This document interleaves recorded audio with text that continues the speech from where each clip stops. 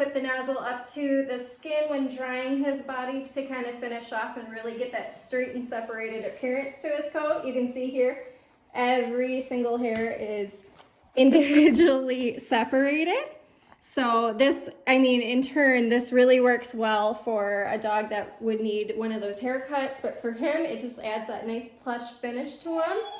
And what we're gonna do to finish off the haircut, or excuse me, we're gonna finish off this neatening is we're gonna trim up his stop area, clean up his visor, maybe get a couple areas around his muzzle, then we'll move on to the feet, and we'll do the sanitary area. So right now I'm gonna come in, I'm gonna use my 10, and since he's a doodle, you gotta be really, really careful when doing the trimming in the stop area because they tend to showcase a lot more holes. So what I'm gonna do is I'm gonna lightly go in with my clippers and create an inverted V shape. Is that right? Good boy. And I'm just going in very lightly. And I'm kind of scooping, and I have not touched his skin yet because I'm using this to just kind of clear out that area.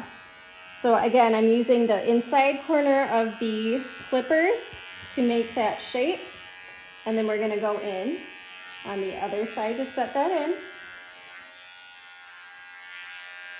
Again, I'm not touching the skin on this guy because I don't want it to be so harsh. You can already see that it's really pulling that coat really tight to the skin. And what we're gonna do is we're gonna finish up with thinning shears.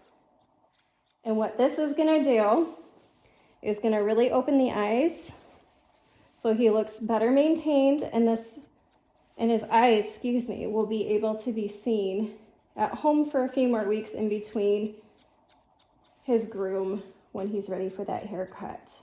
You can see how it's starting to open it up. I'm going to kind of clean up around here on the nose again because we really, really, really want that nice clean look to his eyes.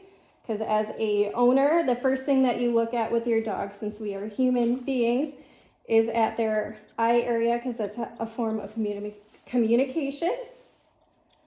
So we're gonna work in there.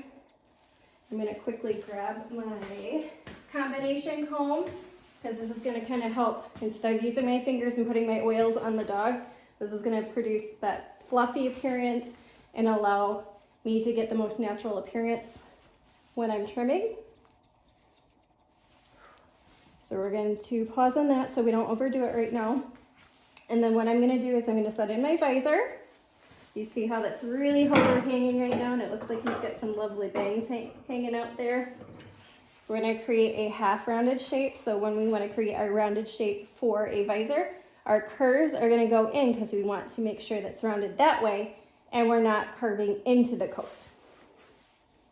So I'm going to start on the corner, and I'm going to have the tip of the shears pointing at me. So if he moves at all, we're not risking his safety during this process. Good boy.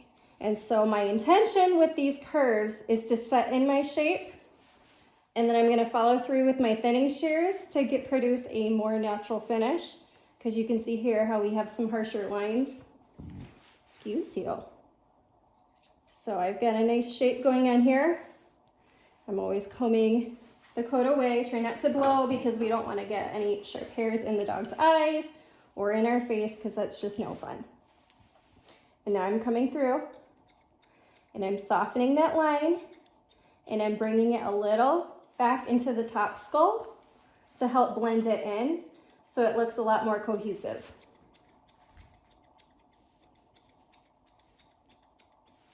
And you notice how I'm constantly combing the coat forward to see kind of what hairs are out of place so I can blend them in.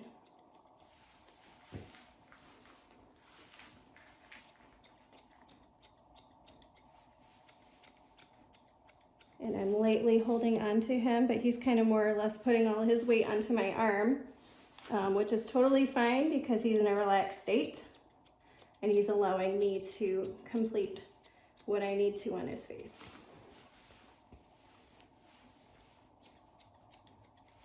All right. And then always make sure you take a small step back, take a look at your work. I'm noticing he has a little bit of a cowlick in here.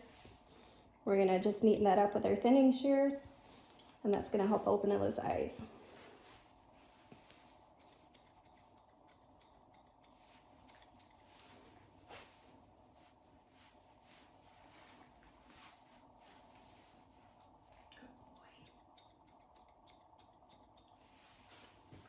All right, so from there, I'm just going to top thin a little bit of the nose just to kind of add a little bit more attention to his eyes.